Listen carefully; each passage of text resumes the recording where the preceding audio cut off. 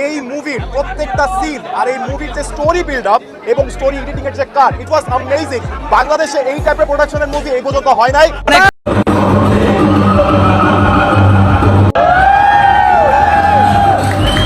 Violence আছে এবং অনেক হার্ট টাচিং সিন আছে, দুর্দান্ত হয়েছে।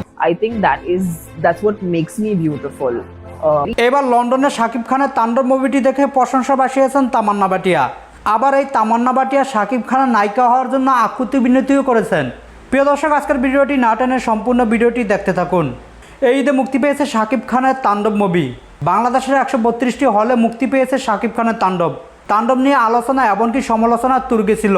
সমালোচনা চাইতে আলোচনাই সবচাইতে বেশি ছিল শাকিব খানের তাণ্ডব। তাণ্ডবের ট্রেলার এমনকি গান দেখে অনেকে আগ্রহের সাথে বসেছিল শাকিব খানের তাণ্ডব মুভিটি দেখার জন্য। অবশেষে সাকিবিয়ান ভক্তদের অপেক্ষার প্রহর মিলল। ঈদে মুক্তি পেয়ে গেল শাকিব খানের তাণ্ডব মুভি। প্রত্যেকটি হলে ছিল হাউসফুল টিকিট না পেয়ে অনেক ভোগান্তির শিকার হতে হয়েছে সাকিবিয়ান ভক্তদের। এবার লন্ডনে শাকিব খানের তাণ্ডব সিনেমাটি দেখে অবাক হলেন তামান্না ভাটিয়া। বলিউডের এই হিট নায়িকা বলেন, শাকিব খান তাণ্ডবে একদম ফাটিয়ে দিয়েছে। আমি শাকিব খানকে পার্সোনালি চিনতাম না। এই তো গত রোজার ঈদে শাকিব খানের বরবাদ মুভিটি দেখেছিলাম। বরবাদ মুভিটি দেখে আমার অনেক ভালো লেগেছিল। এজন্য এবারও ঈদে শাকিব খানের তাণ্ডব মুভিটি দেখতে মিস করিনি। আমি লন্ডনের একটি ব্যক্তিগত কাজে যাই, সেখানে সময় বের করে একটি ইভেন্ট শুতে শাকিব খানের তাণ্ডব মুভিটি দেখতে এক বিন্দুও মিস করিনি। শাকিব খান অনেক সুন্দর নিখুঁত অভিনয় করেছেন। বরবাদের চাইতেও তাণ্ডব মুভিটি আরও সুন্দর হয়েছে। এটি তো একটি বলিউড লেভেলের মুভি। আমার মনে হয় মুভিটি বলিউডে মুক্তি পেলে 200 কোটি টাকারও বেশি আয় করবে।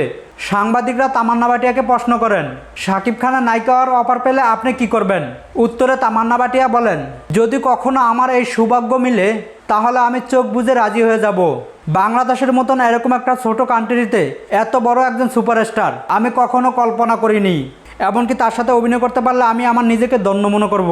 প্রিয় দর্শক, বলিউডের এরকম একজন নায়িকার মুখ থেকে শাকিব খানকে নিয়ে প্রশংসা, এমনকি আমাদের বাংলাদেশকে রিপ্রেজেন্ট করেছেন শাকিব খান। বিষয়টা আপনার কাছে কেমন লাগতেছে? আপনার মূল্যবান মতামত আমাদের ভিডিওর নিচে থাকা কমেন্টস বক্সে জানাবেন। সকলে ভালো থাকবেন, সুস্থ থাকবেন। আল্লাহ হাফেজ। আসসালামু আলাইকুম রহমতুল্লাহি ওয়া বারাকাতুহু।